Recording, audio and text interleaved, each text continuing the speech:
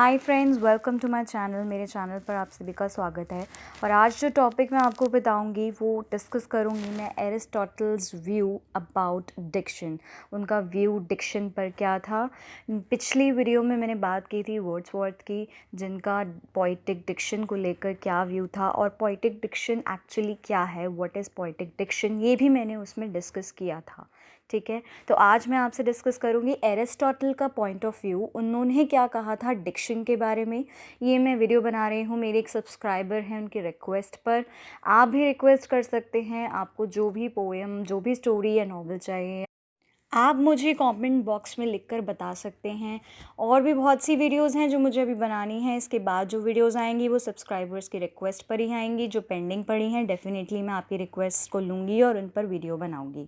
Okay guys, तो एक request है वीडियो स्टार्ट करने से पहले, इस टॉपिक को स्टार्ट करने से पहले, कि प्लीज़ अगर आपको ये वीडियो पसंद आए तो इसे please like share and subscribe कर देना। मेरे चैनल को सब्सक्राइब करना, इस वीडियो को लाइक एंड शेयर कर देना। इतनी सी हेल्प मैं आपसे ज़रूर चाहूँगी। मैं बहुत मेहनत करके आपको एक्सप्लेन करती हूँ, टॉपिक्स वीडियोस बनाती हूँ। प्लीज़ आपकी तरफ से भी मुझे रिस्पॉन्स आना चाहिए कि आपको पसंद आ रहा है। तो आप, अगर आपको नहीं भी आता है, आप उससे भी मेंशन करके मुझे बता सकते हैं। हाँ, हो सकता है वॉइस क्वालिटी या थोड़ा सा वॉइस का इशू आता हो, प्लीज़ मैं उसे भी जल्द ही सुधार लूँगी। बाकी आपसे रिक्वेस्ट है कि अगर आपको वीडियो पसंद आ रही है तो आप उसे लाइक करें, आप उसे सब्सक्राइब करें मेरे चैनल को, और इसे शेयर भी करें वीडियो को प्लीज़। ओके, तो आज का टॉपिक मैं स्टार्ट करती हूँ, जो है एरिस्टोटल का व्यू क्या है। ओके, पोइटिक डिक्शन मैंने आपको पिछली वीडियो में बता दिया था। अगर आपको जानना है पोइटिक डिक्शन क्या है तो आप वो वीडियो देख सकते हैं जो मैंने ऑलरेडी बनाई है। अगर आपने नहीं देखी है तो उसका लिंक मैं डिस्क्रिप्शन बॉक्स में डाल दूंगी, आप जाकर देख सकते हैं। तो लेट्स स्टार्ट द वीडियो। तो एरिस्टोटल ने डिक्शन के बारे में क्या कहा है। उनका ये कहना था कि जो डिक्शन है मोस्ट इम्पॉर्टेंट क्वालिटी है, उसकी जो है क्लैरिटी है। सबसे पहले पोइट का या जो भी राइटिंग, पीस ऑफ राइटिंग आप कर रहे हो, उसमें क्लैरिटी होनी चाहिए। जो भी लैंग्वेज आप यूज़ कर रहे हो, जो भी आप स्टाइल यूज़ कर रहे हो लिखने के लिए, जो भी जैसे भी आप लिख रहे हो, वर्ड्स यूज़ कर रहे हो, क्लियर होने चाहिए। रीडर को, लिसनर को क्लियरली समझ में आने चाहिए कि आप एक्चुअली में क्या कहना चाहते हो। ओके, एंड उसमें नो लॉस ऑफ डिग्निटी, यानी कि किसी को डीमीन नहीं करना होना चाहिए। जो आपकी जो राइटिंग, पीस ऑफ राइटिंग हो एरिस्टोटल के अकॉर्डिंग, उसमें आप अवॉइड करें बेसनेस। ओके, उसमें किसी की डिग्निटी को हानि नहीं पहुंचनी चाहिए गाइस। यानी कि उनका कहना था it must be clear and avoid extremes of baseness. Baseness का मतलब होता है लैक ऑफ मॉरल प्रिंसिपल्स। किसी भी तरह से आपकी राइटिंग, एक पोइट जो लिखता है, पोएम लिखी है, तो वो क्लियर होनी चाहिए सबसे पहले तो। उसके बाद वो किसी की डिग्निटी को हानि यानी क्षति नहीं पहुंचानी चाहिए, और साथ ही साथ वो उसमें अवॉइड होना चाहिए बेसनेस का। ओके, अब एरिस्टोटल कहते हैं कि डिक्शन जो है, जो लैंग्वेज जो है, जो वर्ड्स जो आप यूज़ कर रहे हैं लिखने के लिए, वो आउट ऑफ ऑर्डिनरी हो जाते हैं। कब होते हैं? when it is made up of exotic expressions। exotic expressions क्या होता है? exotic का मतलब होता है something unusual, something interesting। मान लीजिए कि पोइट ने या पोएम लिखी है, या किसी ने भी कुछ पीस ऑफ राइटिंग लिखा है, and that is very unusual, that is interesting, एक सेंटर ऑफ अट्रैक्शन बन गया है, अपनी ओर आकर्षित कर रही है वो पीस ऑफ राइटिंग आपको, तो वो आउट ऑफ ऑर्डिनरी है। अब वो यूजुअल नहीं है, वो अनयूजुअल है, वो इट्स वेरी इंटरेस्टिंग, वो ऑर्डिनरी नहीं है। This is not simple and ordinary, it is more than that. Okay, so diction is like that.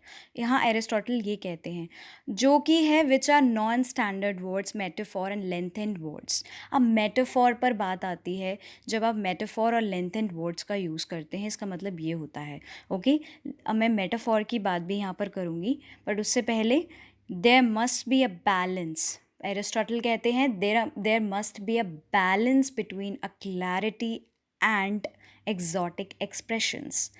मतलब कि क्लैरिटी तो होनी ही होनी चाहिए, एक पॉइंट को पता होना चाहिए कि कैसे क्लैरिटी लानी है, साथ ही साथ किसी की डिग्निटी को लॉस ना हो, किसी की डिग्निटी को हानि ना हो, डीमीन ना हो, साथ ही साथ एग्जॉटिक एक्सप्रेशंस एंड क्लैरिटी का बैलेंस कैसे करना है वर्ड्स के साथ, लिखने के साथ, ऐसे कैसे लिखना है, बैलेंस करना एक राइटर को बहुत अच्छे से आना चाहिए। ओके, उन्हें पता होना चाहिए कि उसके वर्ड्स जो हैं, उसकी राइटिंग जो है क्लियर हो, किसी को डीमीन ना करे, किसी की डिग्निटी का लॉस ना हो उससे, और साथ ही साथ वो जो लिख रहे हैं उसमें एग्जॉटिक एक्सप्रेशंस भी शामिल हों, इंटरेस्टिंग भी हो।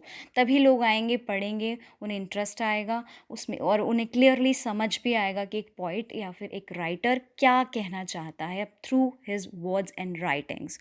ओके, तो अब मैं आगे बात करूँगी जो सबसे इम्पॉर्टेंट है। Okay, the poem must be clear and out of ordinary. हमने ये पढ़ा, आउट ऑफ ऑर्डिनरी कैसे बनती है, जब उसमें एग्जॉटिक एक्सप्रेशंस आ जाते हैं और वो क्लियर होता है, तो वो क्लियर वर्ड्स का पता होना चाहिए पोइट को कि कैसे क्लैरिटी लानी है। Okay, another important part is कि पोइट को ये सारे चीज़ें पार्ट्स यूज़ करने आने चाहिए डिक्शन में। एंड मोस्ट इम्पॉर्टेंटली क्या है, use of metaphor. Good use of metaphor is only thing that a poet can not learn and it is a sign of a natural talent, ये Aristotle ने कहा है। तो एरिस्टोटल ने बताया है, एरिस्टोटल का मतलब यहाँ क्या है, एरिस्टोटल का मतलब यहाँ है मेटाफॉर से। मैं बताती हूँ मेटाफॉर क्या होता है। मेटाफॉर का मीनिंग जो होता है वो होता है अ वर्ड और phrase that is used in an imaginative way to show that something या फिर somebody has the same qualities as another thing. Metaphor जो होता है वो एक फिगर ऑफ स्पीच है जो डिस्क्राइब करती है एक ऑब्जेक्ट या एक्शन को इस वे में कि जो ट्रू नहीं है, बट हेल्प करती है एक आइडिया को समझने के लिए, एक कंपैरिजन करती है। मैं यहाँ पे आपको एक एग्जांपल देती हूँ।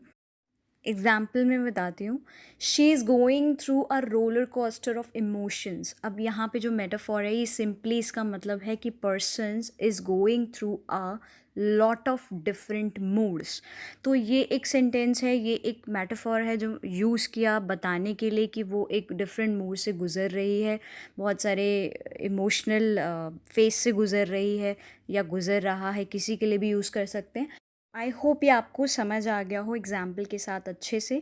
तो यही कहना है एरिस्टोटल का। मैं वापस उस पर आती हूँ। एरिस्टोटल ने ये कहा कि मोस्ट इम्पॉर्टेंट है मेटाफॉर का यूज़ करना एंड गुड मेटाफॉर का यूज़ करना। गुड यूज़ ऑफ मेटाफॉर जो है इज़ द ओनली थिंग कि जो पॉइंट कैन नॉट लर्न। ठीक है, और ये साइन होता है एक नेचुरल टैलेंट का। ओके, इसमें एरिस्टोटल ने इतना ही कहा है। तो मैं इसका एक बार फिर से बता देती हूँ कि उन्होंने ये कहा कि पोइट जो लिखता है या राइटर जो लिखता है पोएम या फिर पीस ऑफ राइटिंग, वो क्लियर होनी चाहिए, लोगों को समझ आ जानी चाहिए क्या कहना चाहता है राइटर, क्या कहने की कोशिश कर रहा है। साथ ही साथ उस दोनों का बैलेंस होना चाहिए, एग्जॉटिक एक्सप्रेशंस का एंड क्लैरिटी का। ओके, किसी की डिग्निटी को ठेस ना पहुँचे उसका भी ख्याल रखा जाना बहुत ज़रूरी है एज़ पर एरिस्टोटल। और साथ ही साथ मेटाफॉर भी यूज़ करना is a natural talent, is a sign of a natural talent जो हर कोई नहीं कर सकता है according to Aristotle. Okay, so मैं इस टॉपिक को यही ख़त्म करती हूँ। आई होप फ्रेंड्स आपको ये समझ आया हो। अगर नहीं आया है तो आप इस डाउट है आपको कोई, तो आप कमेंट बॉक्स में कमेंट सेक्शन में पूछ सकते हैं। और कोई क्वेरी है, कोई भी रिक्वेस्ट है, तो आप प्लीज़ उसे कमेंट बॉक्स में लिखिए। मैं ज़रूर कमेंट्स को पढ़ती हूँ, देखती हूँ। प्लीज़ मेरे चैनल को सब्सक्राइब करें, इस वीडियो को लाइक एंड शेयर ज़रूर करें गाइस अगर आपको ये पसंद आई हो तो।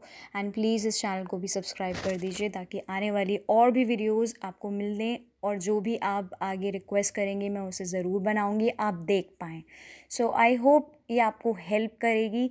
और भी कोई रिक्वेस्ट हो तो ज़रूर बताइएगा। मैं इस टॉपिक को भी यहीं ख़त्म करती हूँ और वीडियो को भी। Thank you so much for watching my video. Thank you.